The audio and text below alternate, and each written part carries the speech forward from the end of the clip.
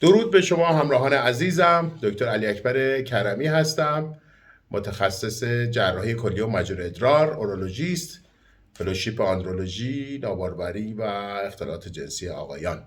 موضوع بسیار جالبی رو امروز میخوام برای شما صحبت کنم که شاید تا حالا اسمش رو نشنیدید. سکته آلت تناسلی، درمان، عواقب، پیشگیری و راهکارهایی که میشه از اون جلوگیری کرد. بله، درست شنیدید، سکته آلت تناسلی. خب، با سلام مجدد. موضوع ویدیو امشب راجع به سکته آلت تناسلی هست. همونطور که میدونید سکته یعنی نرسیدن خون به یک عضو موجب سکته میشه. شما سکته قلبی شنیده بودید، سکته مغزی شنیده بودید و اما سکته های دیگه هم در بدن وجود داره که باعث آسیب بافتی اون قسمت میشه. در آلت تناسلی هم سکته وجود داره و در صدد نرسیدن خون هست. من یک شرح آناتومیک و ساختمانی از آلت تناسلی رو اول خدمت شما میگم، بعد میگم که این سکته چیری وجود میاد. همونطور که مشاهده میفرمایید آلت تناسلی از 3 بافت سیلندری تشکیل شده که در 2 بافت بالا جریان خون کامل و در بافت پایین مجرا ادراری رد میشه و دور مجرا ادراری هم باز بافت اسفنجی وجود داره. داخل این سیلندرها بافت اسفنجی وجود داره که به صورت اسفنج هستن.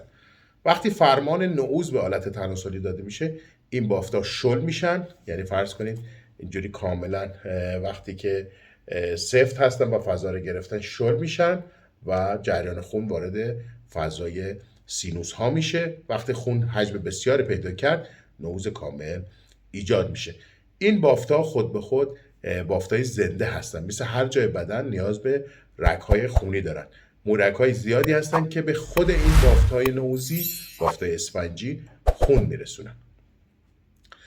قطر شریان‌ها و عروق آلت تناسلی در آقایون مشابه قطر عروق کرونر و قلبی هست. این چه اهمیتی داره؟ ببینید تنگی عروق که با افزایش سن رخ میده که ناشی از دیابت و فشار خون هست، مثل رسوب در لوله هایی که لوله آب آشامیدنی دیدید رسوب کرده، اینجا هم رسوب داخل مویرگ ها رو خواهیم داشت. جالبه که کل بدن مویرگ های هم اندازه همزمان تنگ میشن. یا اگر کسی مشکلات نعوذی پیدا کرد در سن بالا و ناشی از دیابت و فشار خون بود، منتظر یه حادثه قلبی هم باشه.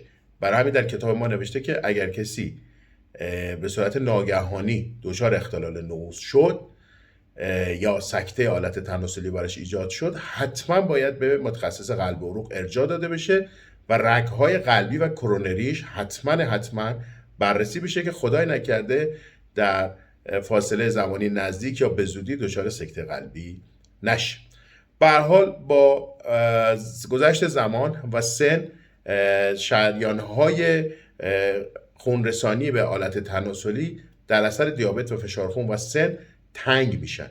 وقتی تنگ میشن، خونرسانی به مرور زمان به آلت تناسلی کاهش پیدا میکنه و کم کم نعوذ از دست میره.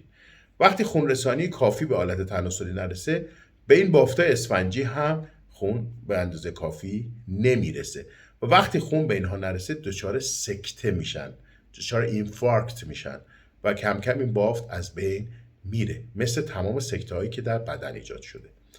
پس متاسفانه هر جای بدن که در اثر تنگی عروق خون نرسه، سکته ایجاد میشه.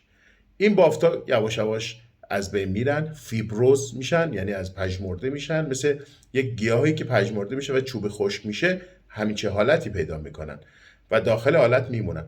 برای همین دیگه انقباض و انبساط ندارند که جریان خون توش ایجاد بشه و نعوذ صورت بگیره. این متاسفانه آخر خط نعوذ هست. اما در بررسی های مقالات سالهای اخیر اومدن دیدن که در اثر PRP، در ویدیو قبلی هم گفتم، و تزریق استمسل یا سلولهای بنیادی میشه این بافت‌ها رو دوباره فعال کرد، نوسازی کرد و این بافت‌ها رشد کنن و به صورت سن جوانی دچار نعوذ بشن، ایجاد نعوذ بکنن. این بهترین اتفاقیه که علم پزشکی تونسته انجام بده. شما دیدید خیلی از سلول های بدن رو مثل کبد، قلب و جاهای دیگه، حتی مغز اخیراً رخ داده که از سلول های بنیادی تونستن بافت های آسیب دیده رو ترمیم کنن. پس با سلول های بنیادی و PRP که قبلا گفتم که چند جلسه باشه، میایم سلول های حاوی پلاکت های خون رو از خون میگیریم، اینو تصفیه میکنیم و پلاسمای غنی از پلاکت، پلاسما ریشت پلاکت، پلتلت، خب تلفظ شاید درست باشه که هست، میایم تصفیه میکنیم، حداقل 6 تا 10 جلسه به آلت تناسلی تزریق میکنیم. این بافت های اسفنجی که در اثر نرسیدن خون از بین رفتن دوباره بهسازی و نوسازی میشن، جریان خون توشون صورت میگیره و با حداقل جریان خونی که از شریان های اصلی آلت تناسلی وارد اونها میشه، نعوذ رو ایجاد میکنه. برای پیشگیری از این اتفاق بهترین راه تغییر سبک زندگی، کنترل فشار خون، کنترل دیابت و ایجاد تحرک و ورزش هست که این تنگ شدگی عروق رو ما از بین ببریم و این تنگی ایجاد نشه. به هر حال اگرم ایجاد شد، ما میتونیم با ورزش و بازسازی مجدد با رژیم غذایی عروقزایی ایجاد کنیم.